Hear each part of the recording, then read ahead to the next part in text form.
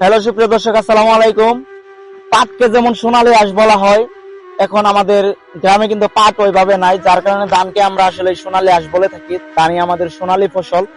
এই ধান আসলে সারা বাংলাদেশ ব্যাপী কিন্তু এই ধান চলে যায়। আমাদের এই ধানগুলো আসলে মানে ধান যদি না থাকতো, হতে পারতো আরো আমাদের দেশ যে অভাবের মধ্যে আছে, এই অভাব আরো বেশি থাকতো।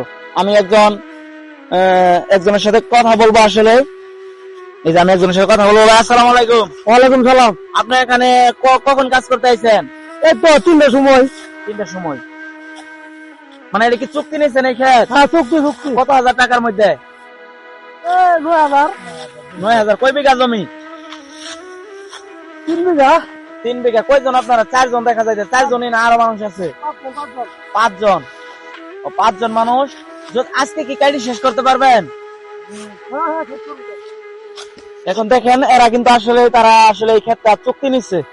কয় বিঘা জমি? 3 বিঘা জমির মধ্যে আসলে তারা চুক্তি নিচ্ছে 5 জন মানুষ। এই 5 জন মানুষে আজকে সারাদিন ধরেন 3টার সময় আসছে, বিকাল 3টার সময় মানে এই ক্ষেতে উপস্থিত হয়েছে। এখন তারা শুধু কাটবে, কিন্তু এই আটিগুলা কিন্তু নিয়ে যাবে না। তারা কিন্তু খুব কষ্ট করে কাটতেছে আসলে, কারণ খুব জোরপূর্বক ভাবে কাটতেছে। যদি আস্তে আস্তে কাটে তাহলে হয়তো বা 3 দিন লাগতে পারে। এতে কিন্তু তাদের কোনো পোষাবে না। এমন ভিডিও পেতে আপনারা সবাই ভিডিওটি বেশি বেশি শেয়ার করবেন, যাতে করে এই গ্রামের বাস্তব চিত্রগুলো আপনাদের মাঝে তুলে ধরতে পারে। এ কারণে আপনারা সবাই এমন ভিডিও বেশি বেশি শেয়ার করবেন। ধন্যবাদ, ভালো থাকেন, আসসালামু আলাইকুম।